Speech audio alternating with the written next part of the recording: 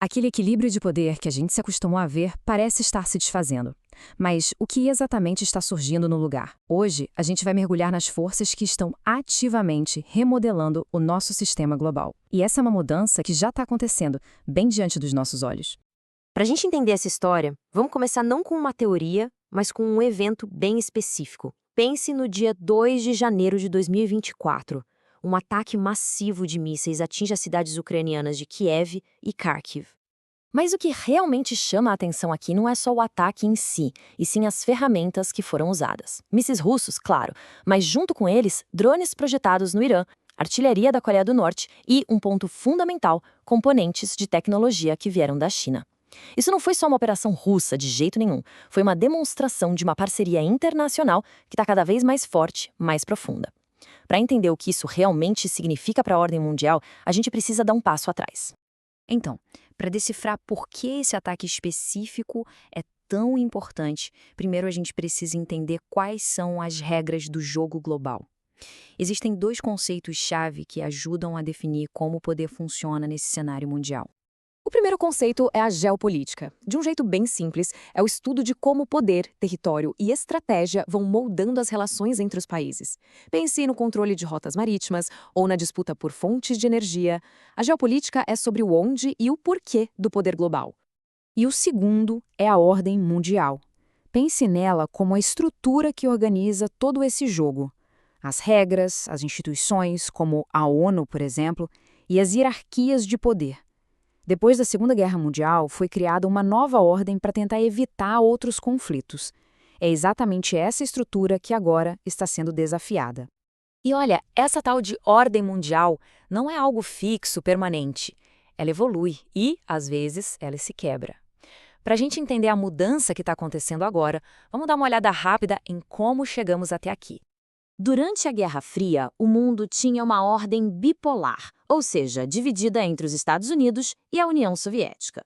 Com o colapso soviético lá em 1991, a gente entrou no que foi chamado de momento unipolar, com um domínio bem claro dos americanos.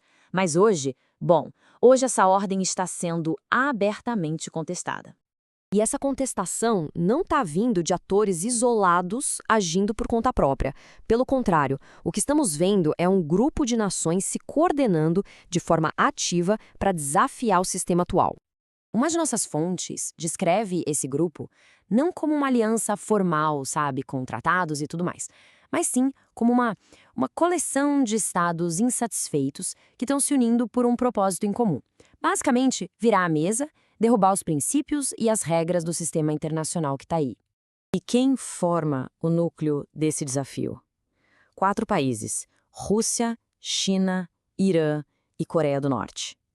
Eles estão cada vez mais identificando interesses em comum e alinhando suas ações, tanto militares quanto diplomáticas, para fortalecer uns aos outros.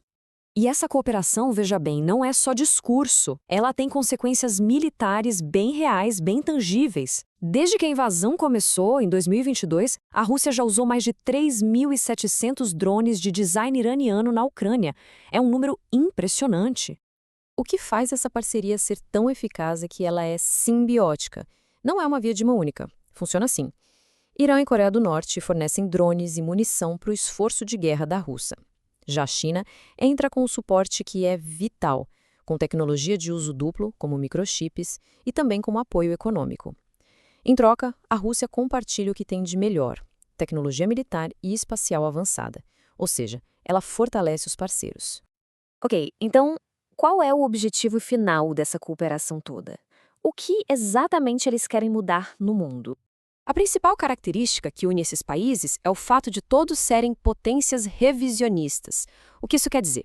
Quer dizer que eles estão insatisfeitos com a ordem global atual e buscam ativamente revisar essa ordem para que ela se encaixe melhor nos seus próprios interesses. E aqui a gente consegue ver de forma muito clara o choque entre duas visões de mundo. De um lado, tem a ordem atual, baseada em ideias como valores universais, alianças internacionais e o dólar como a grande moeda de referência. Do outro lado, a alternativa que eles propõem, um mundo multipolar, onde cada estado define seus próprios valores, o poder é dividido em áreas de influência e o comércio busca alternativas ao dólar, principalmente para fugir de sanções. A agenda deles é construída em cima de uma oposição a princípio-chave da ordem atual. Eles querem diminuir a influência dos Estados Unidos em suas regiões, rejeitam a ideia de que a democracia é um valor universal e se opõem ao que chamam de interferência externa em seus assuntos internos. Com essa agenda em mente, a grande questão é: para onde tudo isso está nos levando? Vamos tentar explorar como esse novo cenário global pode acabar se desenrolando. Um ponto crucial aqui é que essa mudança não é só um debate político abstrato. Ela aumenta a instabilidade global. Se a gente olhar para a história, períodos com vários polos de poder competindo entre si, como o que parece estar surgindo agora, sempre foram mais propensos a conflitos do que aqueles com uma única potência dominante. E essa competição por influência global agora acontece em novos campos de batalha. Não se trata mais apenas de território. A briga é por supremacia em tecnologia, pelo controle de recursos estratégicos, pela governança do clima e, claro, pela guerra de informação e no espaço cibernético. A luta pelo poder já não tem mais fronteiras físicas. No fim das contas, o que tudo isso significa é que o mundo está deixando para trás uma estrutura unipolar, que era mais clara, e caminhando para uma ordem multipolar muito mais complexa, imprevisível e, sem dúvida, muito mais contestada. As regras do passado estão dando lugar a um futuro bem mais incerto. E tudo isso nos deixa com uma pergunta fundamental para a gente refletir enquanto essas mudanças globais continuam acontecendo. À medida que uma ordem mundial vai se desfazendo, como será a próxima? Como será a nova ordem que vai surgir disso tudo?